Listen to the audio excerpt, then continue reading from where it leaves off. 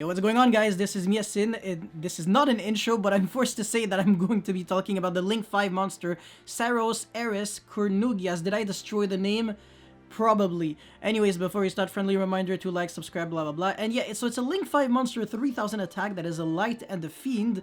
Looks very similar to like the Dark Lord monster. So when I just saw the artwork, I was like, wait, hold on, another Dark Lord Link? And then I saw the name and I was like, no, unfortunately not. And it's a Link 5 monster, so you already know this is very hard to summon, but you can actually cheat the summoning condition by using one monster your opponent controls as the material. So in theory, you can use anywhere between 3 to 5 monsters depending on the configuration. So let's just say your opponent, well, I mean, 3 monsters you control. Let's just say your opponent has a Link 2 monsters on your field. You have 3 monsters that are effects. You just, effect monsters, you just use all those 3 monsters alongside your Link 2 opponent monster, and then makes a Link 5, and it has some very, very nice effects. And before I get into them, I just like to say that this card is the new generic way in the history of Yu-Gi-Oh! Actually, to just out cards that are 100% unaffected by card effects, 100% indestructible by battle,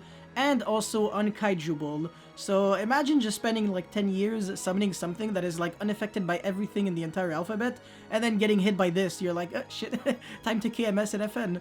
But yeah, so, well, the first effect actually outside of the summoning condition is that if it is Link summoned, you can negate the effect of all face-up monsters your opponent controls.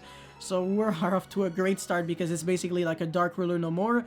And it is very hard to negate because it has a second effect that makes it unaffected by activated card effects that do not target it.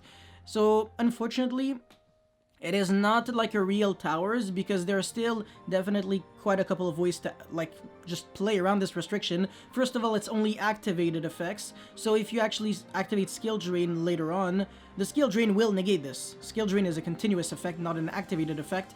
Baguska, well, I mean, Baguska it's a Link monster, so it obviously doesn't affect it, but let's just say there was like a continuous or lingering effect that actually just said, look, okay, negate every monster effect, like Ice Beast Zero Fine.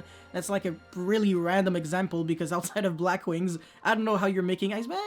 Raid Raptors, I guess? It's only 2 level 4 Wing Beast now. That card's pretty good, honestly. But yeah, it's a card that is actually just annoying to out for certain decks. You can make it during your opponent's turn with IP Masquerena, although I just don't really see why you would commit so hard, because at this point you might as well just make Appaloosa if you're trying to make interruptions, even though, to be honest, being able to negate every monster effect your opponent controls while they're playing is also a pretty good interruption, and it has a third effect, which is also an interruption. So once per turn during either player's turn, whenever your opponent activates a card, I believe it's just a... Is it a card or effect? Hold on. When a card or effect is activated that includes special summoning of monsters from the graveyard, like a monster or monsters, you can negate that activation. So it's really good at negating Soul Charge, and Soul Charge. So basically, you'll never be able to use its effect because who cares about special summoning monsters from the graveyard? I mean, I can't really think of a lot of cards that actually just revive from the graveyard right now. Yeah, just... I mean, there are definitely a few, but... I mean, Monster Reborn is just an unsearchable one of. Salamangreat, obviously, they have 20 billion ways to summon cards from the graveyard, but are you really making this against Salamangreat? Well, Link's out the Sunlight Wolf, but still, you need to commit to 3 other monsters, so it is definitely neggy, and you're not really getting the full advantage of negating face-up, you know, monsters your opponent controls. So is this going to actually impact the metagame drastically? 1,000,000,000% yes. And it's also going to be a huge middle finger to every single rogue deck that actually relies on a stupid strategy that involves like making unaffected by card effect monsters.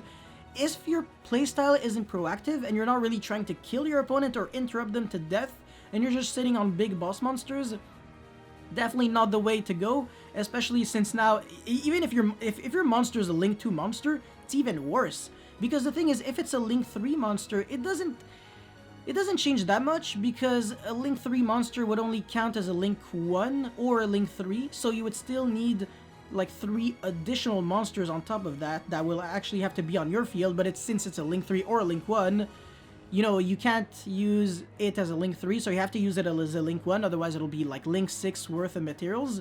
So then you would need 4 monsters on your field, so that's why it's only really, really good if you're using a Link 2 your opponent controls.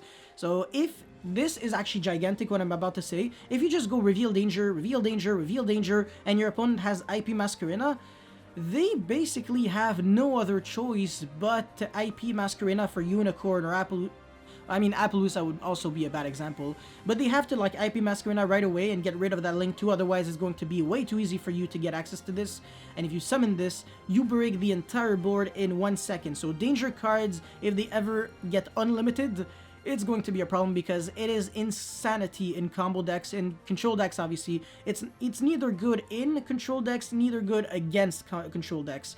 Yeah, sure, it's unaffected by a bunch of card effects, but and just try to imagine a control deck that can use this against you, trying to counter them by believing that it stops them while it doesn't. What I'm saying is extremely confused, and you probably didn't, you know, learn anything, but don't worry, that was also part of the plan. But yeah, this card is actually just huge, just giving a free Dark Ruler No More to everyone in the entire alphabet, a free main deck Kaiju, meaning that you really don't have to make your deck that inconsistent anymore. You can actually survive, I mean, you can live to see a lot of formats without Kaijus ever being played, and it's funny because I actually made a video on what if Dangalong got unbanned, and I was actually shocked when I saw this card because like, oh, nice, I made a video for absolutely no reason, because even if Dangalong gets unbanned, you can just, like the Blackwing Full Armor Master that is Synchro Summon using Bian, can just easily be broken now. So we wasted our time, especially if you're trying to make like an unkaijuable, uncontrolled changeable monster. I know my boy Kevin actually tried to, oh yeah, I'm not supposed to be giving away too many details, but that's pretty much all I had to say for this beautiful review on Saros, Eres, Kurnugias.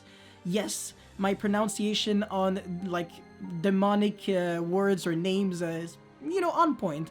And yeah, before we end, make sure you like, holy shit, what's going on with me? Make sure you like, subscribe, blah blah blah, and I will see you tomorrow. Peace.